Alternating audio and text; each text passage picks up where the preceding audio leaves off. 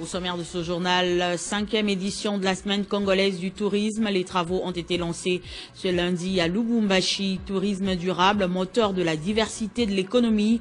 C'est le thème retenu cette année. Autre titre, le secrétariat général à la défense nationale est sous menace imminente de déguerpissement pour non-paiement de 36 mois de loyer depuis plus de 3 ans. Cette institution occupe l'immeuble Vénus dans la commune de la Gombe. Et puis en économie, appréciation notable du franc congolais face au dollar américain, une situation qui suscite à la fois espoir et questionnement. Dossier à suivre dans ce journal.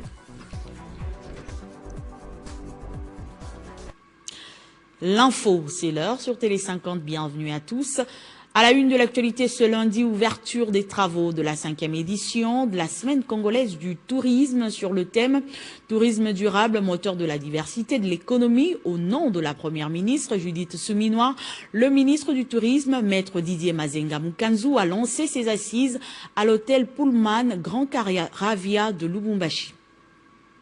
Du 13 au 17 octobre 2025, la ville de Lubumbashi vibrera au rythme de la 5e édition de la semaine congolaise du tourisme sous les thèmes tourisme durable, moteur de la diversification de l'économie. Le chapiteau de Pullman Hôtel de Lubumbashi, dans la commune de Lubumbashi, province du Haut-Katanga, a servi de cadre à l'ouverture de cette édition. C'était au nom de la première ministre Judith Suminwa Tuluka que Didier Mazenga Mukanzu, ministre du Tourisme, a lancé cette activité qui tend à promouvoir par une série d'expositions au stand adressés aux alentours de cet hôtel pour la promotion du secteur du tourisme congolais. En prenant la parole à l'occasion des travaux de la semaine congolaise du tourisme qui se tiennent dans ces beaux et somptueux cadres de l'hôtel Caravia, je voudrais au nom de son Excellence Madame la Première ministre, chef du gouvernement et au mien propre, adresser très respectueusement mes hommages le plus déférents à son Excellence Félix Antoine Tshisekedi Tshilombo, président de la République, chef de l'État, pour sa vision éclairée, celle de faire de la République démocratique du Congo une destination touristique au monde. Permettez-moi de saluer l'engagement et la détermination du gouvernement congolais, conduit par son Excellence Madame Suminwa Tuluka, première ministre chef du gouvernement, pour son engagement sans faille d'accompagner le secteur du tourisme pour une émergence véritable et réelle. C'était en présence du représentant du gouverneur intérimaire du Haut-Katanga en mission de service à l'étranger. L'on a noté la présence des députés nationaux ainsi que les ministres provinciaux du tourisme de la RDC. Après l'hôtel Caravia, Didier Mazenga et les membres du comité d'organisation, dont les dirigeants de l'Office national du tourisme et les participants, sont allés visiter les sites historiques Patrice Emery Lumumba, à Chilatembo, une localité située à 52 km de Lubumbashi, sur la route Likasi, en territoire de Kambov, où fut assassiné le 17 janvier 1961 le tout premier ministre du Congo indépendant, Patrice Emery Lumumba, et ses deux compagnons de lutte, Joseph Okito et Maurice Mpolo, sous les explications du chef des divisions du tourisme du Haut-Katanga. Cette journée inaugurale s'est clôturée par la visite guidée de la prison de Simo Kimbangu, située sur l'avenue Likasi, en plein centre-ville de Lubumbashi. Et puis, je l'annonçais au sommaire, le secrétariat général à la défense nationale est sous menace imminente des déguerpissements pour non-paiement de 36 mois de loyer. Depuis plus de 3 ans, cette institution occupe l'immeuble Vénus dans la commune de la Gombe. Cet immeuble abrite plusieurs services stratégiques de l'État en plein cœur de Kinshasa. Selon nos informations, le ministre des Finances, Doudou Fomba, serait le principal responsable de ce blocage. Il n'aurait jamais répondu aux multiples appels ni aux correspondances écrites de la société propriétaire de l'immeuble qui prend désormais à témoin l'opinion nationale et internationale. Cette situation expose le secrétariat général à la défense nationale à un déguerpissement judiciaire imminent, risquant ainsi d'humilier publiquement les FARDC en pleine guerre guerre sur plusieurs fronts. Une telle issue constituerait non seulement un désastre administratif, mais aussi une atteinte grave à l'image de l'État et à la dignité des forces armées, offrant une victoire symbolique à ceux qui guettent les faiblesses du pays. Notons que cette dette locative est une dépense obligatoire et prioritaire car elle touche à la défense nationale en temps de guerre. Le refus de paiement par le tout-puissant ministre Fomba serait donc inexplicable, traduisant, selon plusieurs sources, un blocage volontaire possiblement lié au système des retours indus sur transactions rétrocommissions. Face à ce danger, il est urgent que le président de la République, commandant suprême des FARDC, intervienne directement auprès de la première ministre pour éviter un scandale national. Les parlementaires et la société civile sont appelés à s'indigner et à demander des comptes au ministère des Finances. En pleine période d'efforts de guerre, comment expliquer à l'opinion que les FARDC risquent d'être chassés de leur bureau administratif à Kinshasa, faute de paiement de loyer, alors que les fonds existent déjà et que la défense nationale figure parmi les priorités du budget? Et puis, depuis plusieurs semaines, l'économie congolaise observe une appréciation notable du franc congolais face au dollar américain. Une situation qui suscite à la fois espoir et questionnement. Si certains saluent la stabilité retrouvée de la monnaie nationale, d'autres s'interrogent. Cette performance relève-t-elle exclusivement de la Banque centrale du Congo ou résulte d'une combinaison de facteurs économiques et politiques plus larges? Depuis juin 2024, le gouvernement de la République démocratique du Congo a réussi, avec la Banque centrale du Congo, à coordonner les politiques budgétaires et monétaires pour stabiliser le cadre macroéconomique pendant 15 mois. Juin 2024 à septembre 2025. Pendant cette période, le dollar est resté stable autour de 28,50 francs congolais pour $1 et l'inflation est partie de 22% en glissement annuel à 7,9%, permettant d'atteindre l'objectif de 7,8% fin décembre 2025 tel que convenu avec le FMI.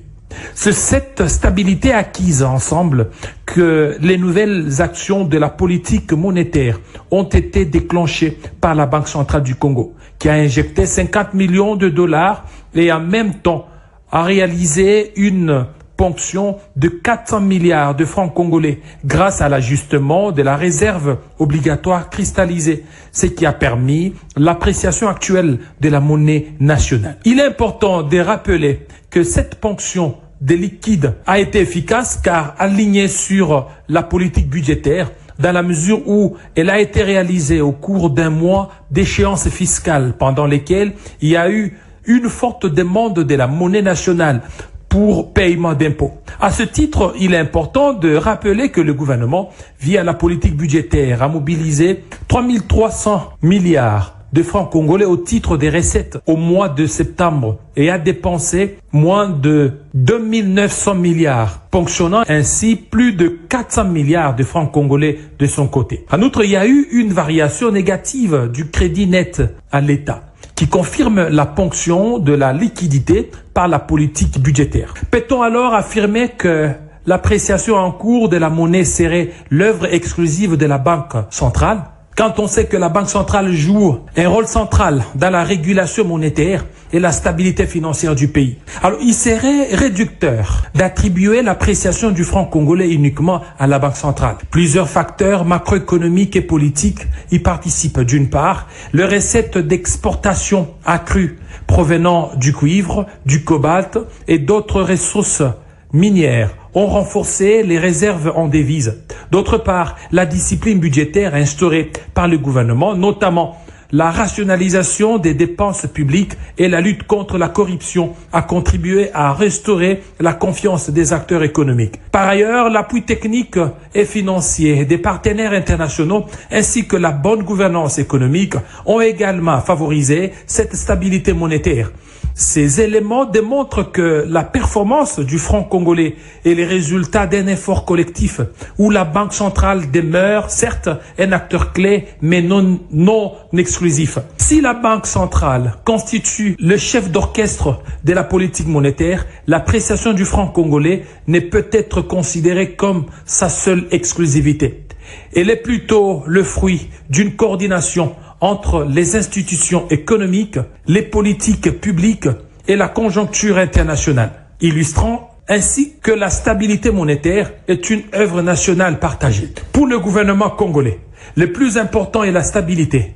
L'appréciation est une chose louable, mais sans une coordination des politiques conjoncturelles et les anticipations auto-réalisatrices des agents économiques peuvent avoir des lourdes conséquences à court et moyen terme sur les importations, les niveaux des recettes de l'État et la consommation, ainsi que la production. La réussite a toujours plusieurs parents, mais l'échec est orphelin.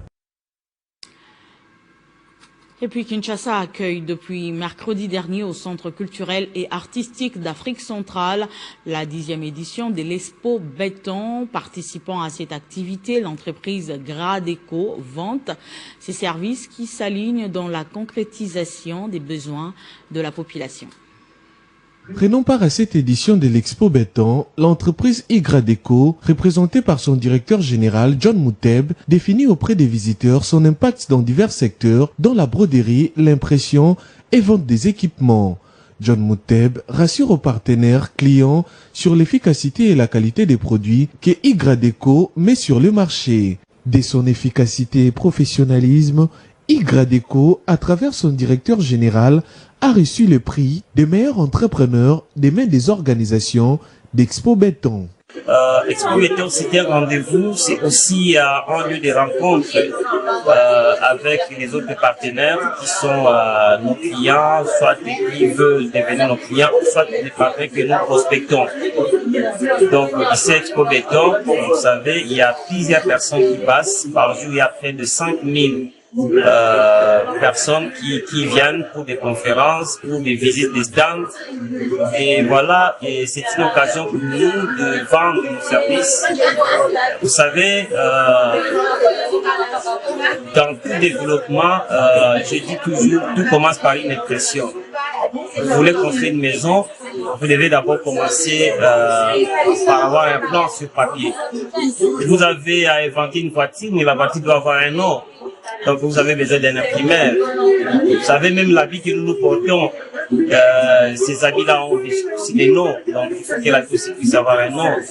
Et voilà l'impact de l'imprimerie dans la vie ou dans les épanouissements des sociétés. Créé depuis 2015, Igradeco reste focus à la satisfaction de ses clients, d'où son engagement à ces forums qui réunit plusieurs entrepreneurs œuvrant dans différents secteurs en République démocratique du Congo comme ailleurs, dans le but d'exposer devant le public leurs produits et services.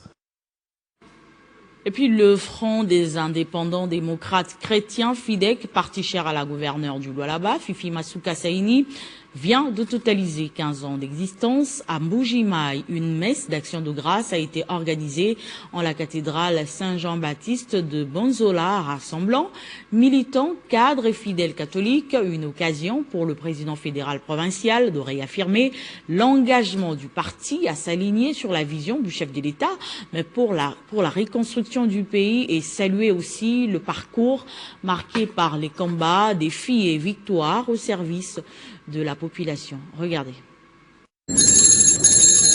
En Mbuji-Mayi, le Front des indépendants pour la démocratie chrétienne FIDEC a célébré ses 15 ans d'existence. La journée a commencé par une procession rassemblant des centaines de militants et fidèles sur l'avenue de la cathédrale, avant de se poursuivre par une messe d'action de grâce au sein de la cathédrale Saint-Jean-Baptiste de Bonzola.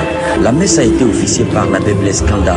Dans son homélie, il a appelé les membres du FIDEC à bannir l'insulte, le mensonge, cultiver les valeurs morales et patriotiques, à servir la République plutôt que les leaders, tout en soulignant l'exemple de la fondatrice, la gouverneure Fifi Masuka Saini.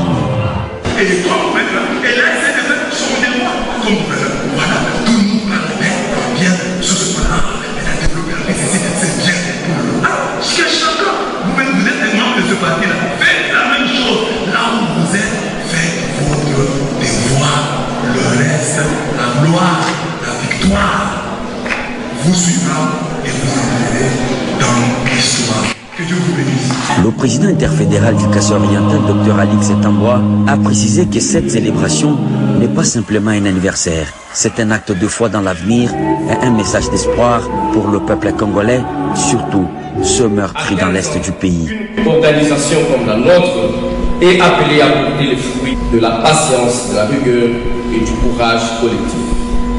Les fronts des indépendants pour la démocratie chrétienne, sous le leadership éclairé de l'excellence Marie-Thérèse Fifi Masuka Saini, s'est imposé comme un parti politique crédible, structuré, enraciné dans les valeurs chrétiennes et résolument tourné vers le développement, la justice et la dignité humaine. Fondé le 10 octobre 2010 par Fifi Masuka Saini, le FIDEC continue de s'affirmer comme un acteur majeur de la vie politique en RDC et le développement du pays. Et puis, clôture des assises sur l'élaboration du plan de développement local PDL 2026-2030 à Fungurume. Après 2 jours des travaux intenses, les participants répartis en groupes thématiques ont échangé et formulé des propositions autour des plusieurs axes prioritaires du développement local. Les rideaux sont tombés sur l'atelier des restitutions des orientations stratégiques dans le cadre du processus d'élaboration du plan de développement local PDL commune de Fungurume pour le quinquennat 2026-2030. Après 2 jours de travaux intenses, les participants répartis en groupes thématiques ont échangé et formulé des propositions autour de plusieurs axes prioritaires du développement local. Les discussions ont mis en lumière la volonté commune d'un développement participatif tenant compte des réalités locales. Dans son discours de clôture prononcé au nom du bourgmestre intérimaire empêché, l'honorable Aline Makano Chilombo, le chef de bureau Mbuya Mwadianvita a rendu un vibrant hommage au chef de l'État congolais Félix Tshisekedi, qu'il a qualifié de champion de la bonne gouvernance à la base, tout en saluant l'accompagnement constant de la gouverneure du Lualaba Fifi Masuka Saini. Depuis Maro, je dirais que la commune de Fungurume, avec enthousiasme, s'est joint à cet élan d'humanisme prôné par le chef de l'État, Excellence M. Félix Antoine Tshisekedi Tshilombo, élan qui prône le développement de tout notre pays en général et de notre commune de Fungurume en particulier, laquelle vision est relayée dans notre province de Lualaba par Excellence Madame la gouverneure Fifi Masuka Saini Marie-Thérèse, qui accompagne toujours la vision du chef de l'État pour faire de notre province de Lualaba une province pilote.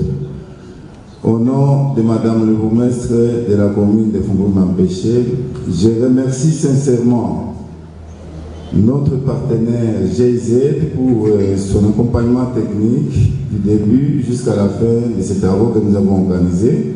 La GIZ, en tant que partenaire et la division de plans, ils ont à leur tour salué l'implication active de représentants communautaires, preuve d'un intérêt réel pour le devenir de Fungurume. Les assises se sont clôturées solennellement par l'exécution de l'hymne national, marquant ainsi la fin d'un processus participatif qui jette les bases d'un avenir meilleur pour la commune de Fungurume. Et puis, la force défensive de l'Union pour la démocratie et le progrès social était en matinée de l'unité du parti pour la conscientisation et l'apport de la jeunesse de l'UDPS avant, pendant et après le congrès, une occasion pour ces jeunes de vulgariser les actions du chef de l'État, mais aussi de s'opposer à la reconduction d'Yves Mbouloukou à la tête de la Ligue des jeunes du parti présidentiel. L'ambiance était au rendez-vous au cours de cette matinée politique empreinte d'enthousiasme.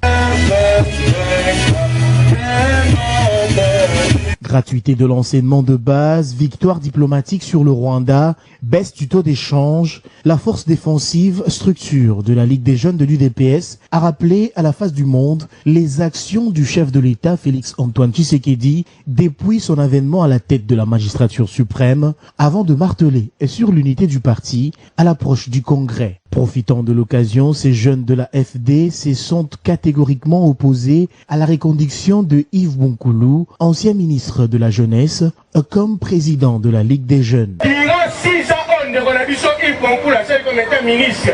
Oui, ça m'a apporté la jeunesse pour les années. Est-ce que la Ligue des jeunes de l'UDPS sera la permanence? Ligue des jeunes, quand vous avez la jeunesse, topé le tourisme, misala apana Yves Mbouloukou baza pas tomber dans ma mort. Bazate dynamique des jeunes de l'IDPS pour l'unité du parti demande au secrétaire général Augustin Kabouya Chilumba et son adjoint Deo Bizibou de rétablir M. Emaningo Idioko dans ses droits comme président ad intérim de la Ligue des jeunes afin d'amener la jeunesse au congrès qui se pointe à l'horizon. Le cas contraire, la dynamique des jeunes de l'IDPS pour l'unité du parti se prendra en charge pour barrer la route à M. Yves Mboukoulou-Zola, qui prétend agir sous la bénédiction du secrétaire général Augustin Kabouya. À l'occasion de l'unité retrouvée du parti et préparation du congrès, la dynamique des jeunes de l'Union pour la démocratie et le progrès social, IDPS Tshisekedi Ansig, consciente de son rôle historique dans la défense des idéaux de la démocratie, s'allie avec ferveur les retours de l'unité au sein du parti. La force défensive de l'Union pour la démocratie et le progrès social à travers son président Rossi Chimanga promet de saisir l'exécutif du parti afin d'obtenir la mise à l'écart de la candidature de Yves Mboukoulou lors du prochain congrès de décembre.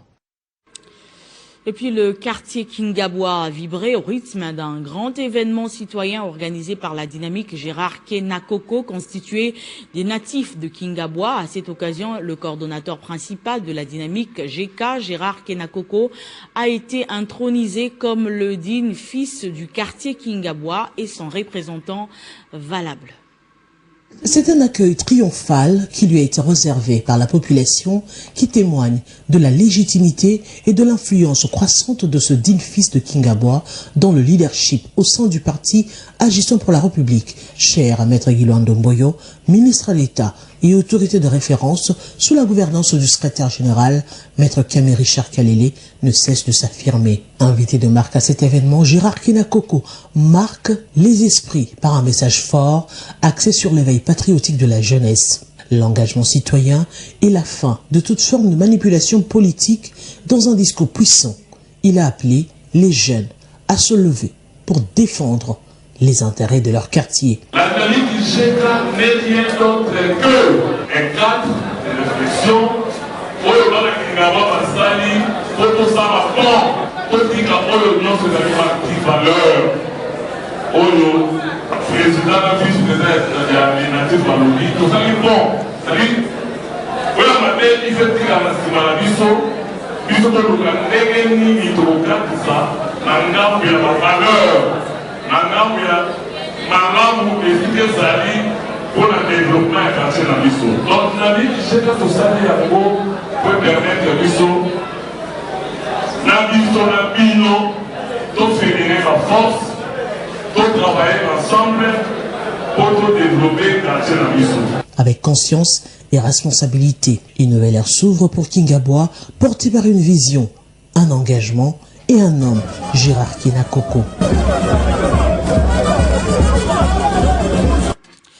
Et puis la jeunesse congolaise est appelée à participer au programme de formation au métier de la logistique qui se tiendra du 27 octobre au 7 novembre à Silki Village. Ce week-end, l'ISMNI, l'institut qui organise ces assises soutenues par le mouvement citoyen Ponamboka, a tenu une session d'information. L'objectif est d'expliquer l'importance de cette formation et ses opportunités dans le marché.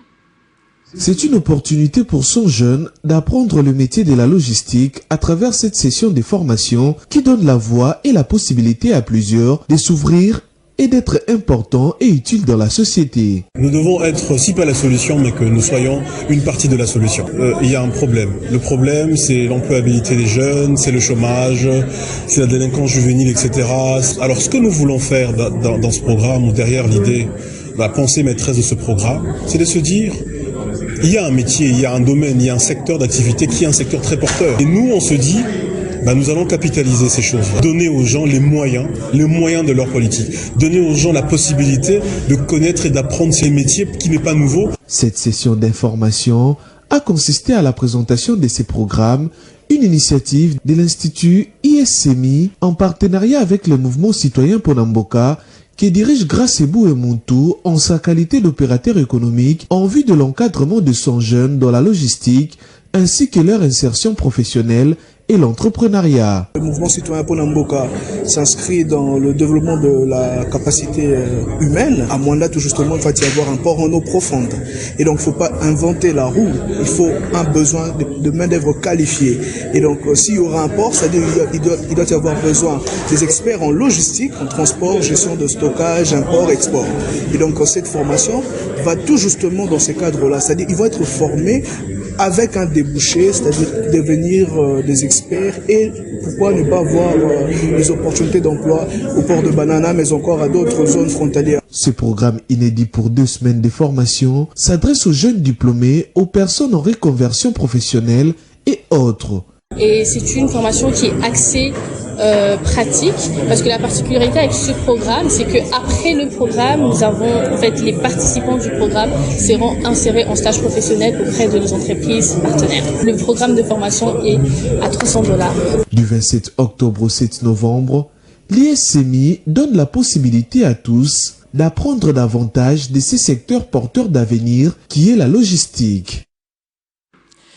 Et puis le stade communautaire Sourous de la chefferie Bari-Logo a vibré le samedi dernier au rythme d'une grande cérémonie haute en couleurs. Il s'agissait notamment d'un grand culte d'action de grâce, une façon pour Sa Majesté Dieudonné Soussour de remercier l'Éternel pour son élévation au rang de chef de la chefferie Bari-Logo.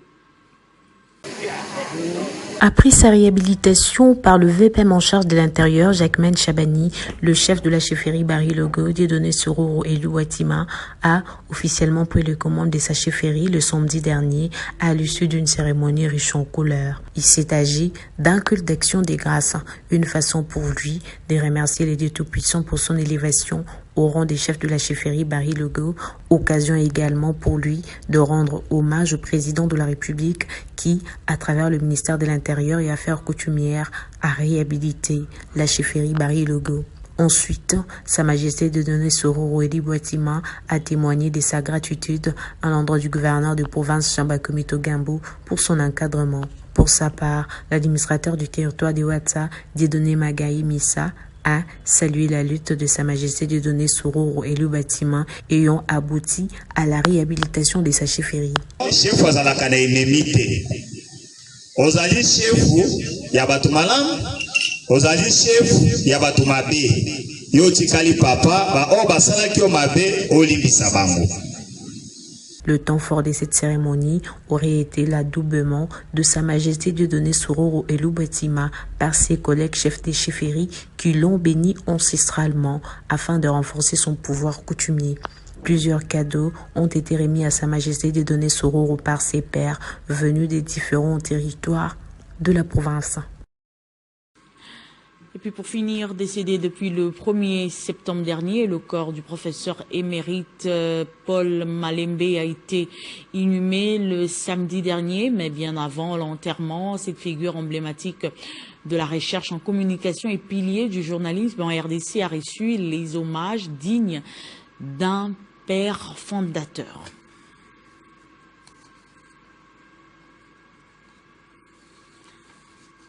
Que son âme repose en paix. Ce journal est terminé. Place au rappel des titres.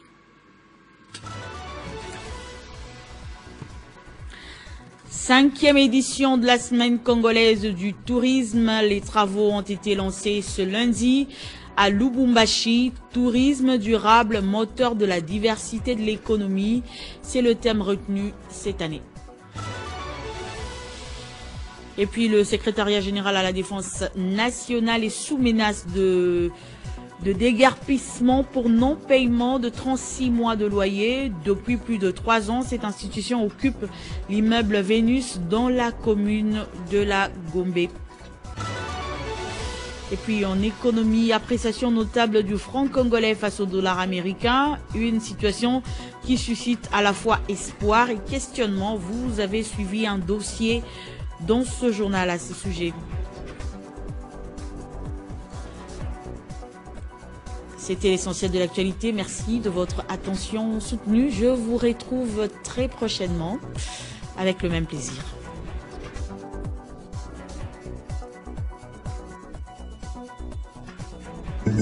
Retrouvez toute l'actualité en continu sur www.tele50.cb. Avis au public. Face aux mauvaises pratiques de certains bureaux d'échange et cambistes manuels, personnes physiques enregistrées sur les marchés de change à la suite de l'appréciation continue du franc congolais, notamment la disparité de taux, l'élargissement des spreads en cours, acheteurs et vendeurs, l'affichage de taux spéculatifs et irréalistes totalement déconnectés des taux indicatifs de la Banque centrale du Congo et interbancaires, et ce, en violation de l'instruction administrative numéro 007, modifiant numéro 3 de 2023, portant réglementation de l'activité de change manuel en République démocratique du Congo. La Banque centrale du Congo informe le public qu'elle veille au bon fonctionnement et à la transparence du marché de change. Dans ce cadre, elle rappelle les directives administratives contenues dans cette instruction interdisent, entre autres, l'affichage de taux à l'extérieur de leur bureau sur la place publique. De ce qui précède, la Banque centrale du Congo appelle la Corporation des cambistes manuels à respecter scrupuleusement la dite instruction et à s'abstenir de toute mauvaise manipulation ou spéculation du taux d'échange qui perturbe le fonctionnement normal du marché d'échange.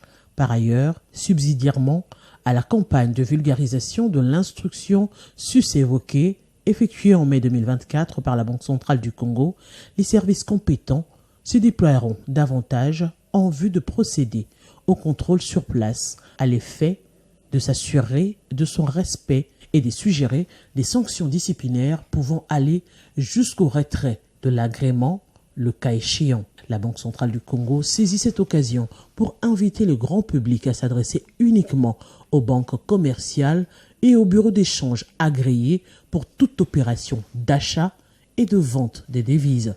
La liste de ces bureaux d'échange agréés est disponible sur le site internet de la Banque centrale du Congo, www.bcdc.cd.